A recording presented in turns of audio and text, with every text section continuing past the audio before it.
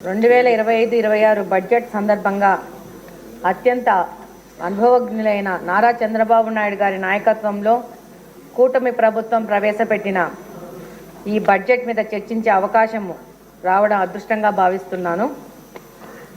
ఏదైతే పేద ప్రజల సంక్షేమం దిశగా కూటమి ఎన్నికల్లో చెప్పిన విధంగా సూపర్ 6 హామీలను అమలుపరిచే దిశగా ఈరోజు ఈ బడ్జెట్ రూపొందించడము ఎంతో ఆనందంగా ఉంది. దానితో పాటు అభివృద్ధి కూడా 2 కళ్ళల బడ్జెట్ను రూపొందించినందుకు ముఖ్యమంత్రి గారికి ధన్యవాదాలు తెలియజేసుకుంటున్నాను. అధ్యక్ష, ఈరోజు ఎన్టీఆర్ భరోసా కింద 27,500 కోట్లు, తల్లికి వందనం కింద 9,400 కోట్లు, దీపం పథకం కింద 2,600 కోట్లు, అన్నదాత సుఖీభవ కింద 6,300 కోట్లు కేటాయించి ఈరోజు ఎన్టీఆర్ భరోసా కింద పింఛన్ను ఒక్కసారే 3,000 నుంచి 4,000కు పెంచి, అలాగే వికలాంగుల పెన్షన్లు 6,000కు పెంచి, అలాగనే కంప్లీట్గా వికలాంగులు ఉన్న వాళ్ళకి 10 నుంచి 15,000 పింఛన్ వచ్చే విధంగా సంక్షేమాన్ని ముందుకు తీసుకెళ్తున్నారు మన ముఖ్యమంత్రి చంద్రబాబు నాయుడు గారు. అలాగనే సంక్షేమ పథకాలు మరియు ఎస్సీ ఎస్టీలకు ఉచిత విద్యుత్ కొరకు 400 కోట్లు కేటాయించడం వలన సంక్షేమంపై ప్రభుత్వం యొక్క చిత్తశుద్ధి అనేది తెలుస్తున్నది. అలాగే అభివృద్ధి వైపు చూస్తే అధ్యక్ష, ఒక్కసారి బడ్జెట్కు పూర్తిగా పరిశీలిస్తే 3,22,359 కోట్లు ప్రతిపాదించారు. ఇందులో ఒక్క వ్యవసాయ రంగానికే 48,341 కోట్ల బడ్జెట్ ప్రవేశపెట్టడం ద్వారా రైతుల పట్ల ప్రభుత్వంకున్న చిత్తశుద్ధిని తెలుస్తూ ఉంది. అలాగే అన్నదాత సుఖీభవ పథకం ద్వారా దాదాపు 50 లక్షల మంది రైతులకు పెట్టుబడి సాయం అందించే విధంగా ఈరోజు ప్రభుత్వం ముందుకెళ్తా ఉంది.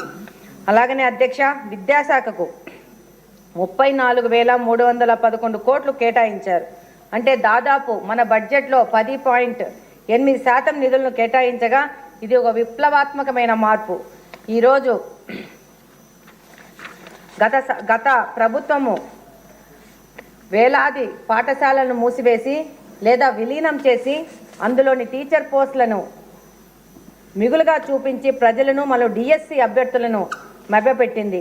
కానీ కూటమి సర్కారు అధికారంలోకి వచ్చిన వెంటనే సాంకేతిక సమస్యలన్నింటినీ పరిష్కరించి ఇచ్చిన హామీల మేరకు 16,347 ఉపాధ్యాయ పోస్టులకు మెగా డిఎస్సిని ప్రకటించింది. దీనిని ప్రస్తుత బడ్జెట్లో కూడా ప్రస్తావించడం గమనార్హం. అలాగనే విద్యా భావితరాల భవిష్యత్తుకై మంత్రి గారు నారా లోకేష్ గారు తన చిత్తశుద్ధి తెలియజేస్తూ ఈ యొక్క బడ్జెట్లో ఇంత పెద్ద ఎత్తున కేటాయించడం జరిగింది. ఇది ఆయన ఆలోచన ఘనతకు నిదర్శనం. అలాగనే వైద్య రంగానికి 19,264 కోట్లు కేటాయించారు. ఇది బడ్జెట్లో 6% తీసుకున్నది. దీని ద్వారా ప్రజా ఆరోగ్యంపై ప్రభుత్వం యొక్క చిత్తశుద్ధి ప్రస్ఫుటంగా తెలుస్తున్నది. గత ప్రభుత్వం వైద్య రంగాన్ని అస్తవ్యస్తం చేసింది. దాన్ని సరిదిద్ది ప్రజలకు అందుబాటులోకి తీసుకురావాల్సిన అవసరం ఉంది. అందుకని ఇంత పెద్ద ఎత్తున వైద్య రంగానికి బడ్జెట్ కేటాయింపులు చేయడం జరిగింది. అలాగనే మున్సిపల్ శాఖకు 13,862 కోట్లు, పంచాయతీరాజ్కు 18,867 కోట్లు, నీటిపారుదల శాఖకు 1,819 కోట్లు, రోడ్స్ అండ్ బిల్డింగ్స్కి 8,785 కోట్లు కేటాయించడం జరిగింది. అధ్యక్ష, పైన శాఖలను గత ప్రభుత్వం పూర్తిగా నిర్లక్ష్యం చేసింది. గత ప్రభుత్వంలో గర్భిణులు రోడ్డు మీద వెళ్తే అక్కడికక్కడే వాళ్ళకి ప్రసవం అయ్యే స్థితిలో రోడ్లను వదిలిపోయారు గత ప్రభుత్వంలోని పెద్దలు. అందుకే రోడ్స్ అండ్ బిల్డింగ్ శాఖకు ఇంత పెద్ద నిధులను కేటాయించారు. దీనికి ముఖ్యమంత్రి గారికి ధన్యవాదాలు తెలియజేసుకుంటున్నాను. అధ్యక్ష, అలాగనే ఈరోజు నీటిపారుదల శాఖలో పోలవరానికి 6,700 కోట్లు కేటాయించారు. పోలవరం అనేది రాష్ట్రం యొక్క ప్రధాన ప్రాధాన్యత ప్రాజెక్టుగా తీసుకుపోవడం జరుగుతూ ఉంది. రాష్ట్రం యొక్క రూపురేఖలను మార్చే గొప్ప చారిత్రక ప్రాజెక్టు పోలవరం ప్రాజెక్టు. ముఖ్యంగా రాయలసీమ ప్రాంతవాసినైన నేను ఆ ప్రాంత అభివృద్ధికి ఈ ప్రాజెక్టు ఎంతగా ఉపయోగపడుతుందో పూర్తిగా తెలిసినదాన్ని. ఈ ప్రాజెక్టు వలన మా ప్రాంతము హార్టికల్చర్ హబ్గా మారుతుందని తెలియజేసుకుంటున్నాను. అలాగనే ముఖ్యమంత్రి గారు పోలవరం నుంచి బనకచెర్ల వరకు నీటిని తీసుకురావాలనే ఒక పెద్ద భాగీరథ ప్రయత్నంతో ముందుకెళ్తున్నారు. ఇంకా ఒక ముఖ్య విషయం ఏంటంటే అధ్యక్ష, క్యాపిటల్ ఎక్స్పెండిచర్ ద్వారా 40,635 కోట్లు కేటాయించారు. గత ప్రభుత్వము 1,000 కోట్లు కేటాయించి అందులో 10% కూడా ఖర్చు చేయలేదు. ఆ ఖర్చును కూడా వాళ్ళ సొంత అవసరాల కోసం రుషికొండలో ప్యాలెస్లు, సొంత బిల్డింగులు కట్టుకోవడానికి వాడుకున్నారు. పయ్యావుల కేశవ్ గారు మంత్రి గారు చెప్పిన ప్రకారము క్యాపిటల్ ఎక్స్పెండిచర్ అంటే ఒక భూమిని కొని ఆ భూమిలో ఒక బోరు వేసి పంట పండించి దాని నుంచి ఆదాయం వచ్చే విధంగా వెళ్ళడం అనేది అలా వెళ్ళాల్సిన అవసరం ఉంది. కానీ గత ప్రభుత్వం చేసిన వాటి వల్ల ఎంతో నష్టపోయాము. ఈరోజు ఈ మూలధన నిధి ద్వారా రాష్ట్ర అభివృద్ధి కార్యక్రమాలు రూపొందించుకుంటున్నాయి. ఇకపోతే రాష్ట్రానికి పెట్టుబడులు కోసం ముఖ్యమంత్రి గారు లోకేష్ గారు దావోస్ పర్యటన ద్వారా పెట్టుబడుల వరదకు సృష్టించారు.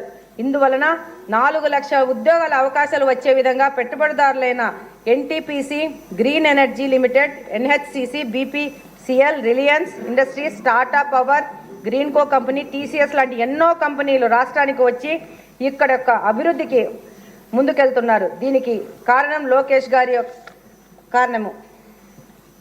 అలాగనే అధ్యక్ష, గత ప్రభుత్వము తెలుగు భాషను కంప్లీట్గా విస్మరించడము, ఇంగ్లీష్ మీడియంను తీసుకురావడము, తెలుగు మీడియం ఉండాలి అని చెప్పిన ప్రతిపక్షాలని ఎద్దేవా చేస్తూ మనం తప్పు చేస్తున్నామని చెప్తున్నారు. యాజ్ ఏ మదర్గా, ఒక మహిళగా నా పిల్లల్ని పెంచుకున్న విధానంలో మదర్ టంగ్ అనేది ఎంత ముఖ్యమో పిల్లలకి అనేది నాకు తెలుసు. దానికోసము ఈసారి ప్రభుత్వము తెలుగు భాష పరిరక్షణకై తొలిసారి 10 కోట్ల రూపాయలు కేటాయించడం జరిగింది.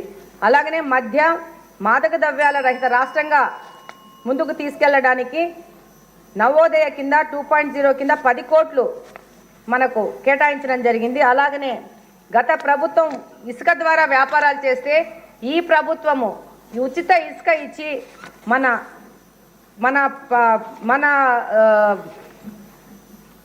కార్మికులకు ఎంతగా భరోసాగా ఉంది. అలాగనే ఒక నిమిషం, నేను చిన్న షార్ట్ నోట్స్ రాసుకున్నాను.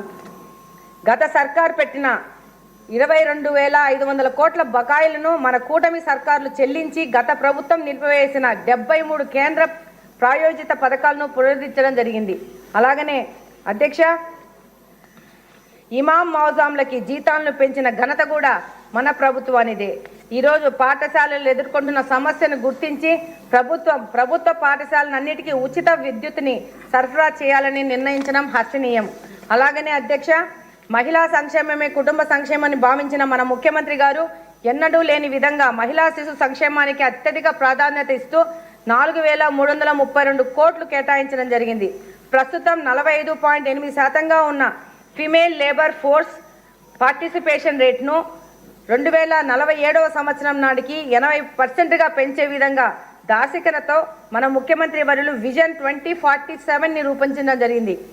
ప్రైవేటు సంస్థల మన రాష్ట్రానికి ఆకర్షించే ఉద్దేశంతో వైబిలిటీ గ్యాప్ ఫండ్ని తీసుకొచ్చి పీఫోను తీసుకొచ్చి దానికోసం ప్రస్తుత బడ్జెట్లో 2,000 కోట్లను కేటాయించడం జరిగింది. ఇది రాష్ట్ర అభివృద్ధి పట్ల ముఖ్యమంత్రి గారికి ఉన్న చిత్తశుద్ధి, అంకితభావం అర్థమవుతోంది. అలాగనే దేశంలో అందరికంటే ముందుగా భవిష్యత్తును ఊహించి semi conductor and display fab policy, అలాగనే ఏపీ డ్రోన్ పాలసీ, అలాగనే AP data centre policy, AP integrated clean energy policy వంటి వాటిని తీసుకొచ్చి ఒక గొప్ప ఆదర్శంగా మన ముఖ్యమంత్రి గారు ముందుకెళ్తున్నారు. చివరగా అధ్యక్ష, ఈ సభలో గత ప్రభుత్వంలోని నాయకులు గెలిచిన వాళ్ళు 11 మంది లేరు. బడ్జెట్ గురించి మాట్లాడడానికి లేరు. మన తప్పులను ఒప్పులను మాట్లాడడానికి లేరు. సభకు గైర్హాజరవుతున్నారు. ప్రజా సంక్షేమం గురించి మాట్లాడాల్సిన అవసరం లేదు. వాళ్ళకి సమస్యల గురించి మాట్లాడాల్సిన అవసరం లేదు. మనకు వచ్చి ఇక్కడికి వచ్చి మాట్లాడి మనకు ఛాలెంజెస్ చేయాల్సిన అవసరం కూడా వాళ్ళకి లేదు. వాళ్ళకి కావాల్సిందంత అధికారమే. నేను చదువుకుంటున్నప్పుడు కానీ, ఇప్పుడు నా పిల్లలు చదువుకుంటున్నప్పుడు కానీ, మన స్కూల్లో కానీ, కాలేజెస్లో కానీ 70 to 80% అటెండెన్స్ లేనిది మనకు ఎగ్జామ్ రాయడానికి అవకాశం లేదు. నేను మాట్లాడచ్చో లేదో తెలియదు కానీ అధ్యక్ష, ఇక్కడ కూడా అలాంటి రూలే పెట్టి 80% అటెండెన్స్ లేని వాళ్ళకి నెక్స్ట్ ఫైనాన్షియల్ ఇయర్కి డిస్క్వాలిఫై చేసేస్తే వాళ్ళు కూడా వచ్చి ప్రజా క్షేత్రంలో ప్రజా సమస్యల గురించి మాట్లాడుకునే అవకాశం ఉంటుందని చెప్పేసి నేను భావిస్తున్నాను అధ్యక్ష. చివరిగా విచ్ఛిన్నమైపోయిన మన రాష్ట్రాన్ని పునర్నిర్మించడానికి ఏదైతే మన ముఖ్యమంత్రి గారు 1995లో విజన్ 2020 అన్నారు, దాని నిదర్శనమే ఈ రోజున్న హైదరాబాద్ నగరం. ఇప్పుడు విజన్ 47 కూడా మన భవిష్యత్తును నిర్ణయిస్తుంది. ఏపీని ఆర్థిక పరిపుష్టి చేసేందుకు, ఒక అభివృద్ధి చెందిన రాష్ట్రంగా ఆంధ్రప్రదేశ్ను మార్చేందుకు ఈ బడ్జెట్ ఎంతగానో ఉపయోగపడుతుంది. దీనికి తుది మెరుగులు దిద్దిన ఫైనాన్స్ మినిస్టర్ పయ్యావుల కేశవ్ గారికి, ఆలోచన చేసిన ముఖ్యమంత్రి గారికి, డిప్యూటీ సీఎం పవన్ కళ్యాణ్ గారికి, అలాగే నారా లోకేష్ గారికి మీ ద్వారా ధన్యవాదాలు తెలియజేసుకుంటున్నాను. చివరగా మీరు నాకు ఈ అవకాశం ఇచ్చినందుకు మీకు కూడా ధన్యవాదాలు తెలియజేసుకుంటున్నాను అధ్యక్ష. బడ్జెట్ ప్రసంగానికి ధన్యవాదాలు అంటే చాలామంది బడ్జెట్ చదివేస్తున్నారు. అలా కాకుండా సరైన అంశాలు 2-3 తీసుకుని ఆ అంశాల్లో ఉన్న విశిష్టతని మాట్లాడితే ఈ ధన్యవాదాలు అనే ప్రసంగానికి సార్థకత వస్తుంది. ప్రతి వాళ్ళు కేశవ్ గారు చదివిన బడ్జెట్నే రిపీట్ చేసి దీనికి ఎంత కేటాయించారు, దీనికి ఎంత కేటాయించారు కన్నా ఇప్పుడు శ్రీమతి సుందూరా గారు మాట్లాడతారు.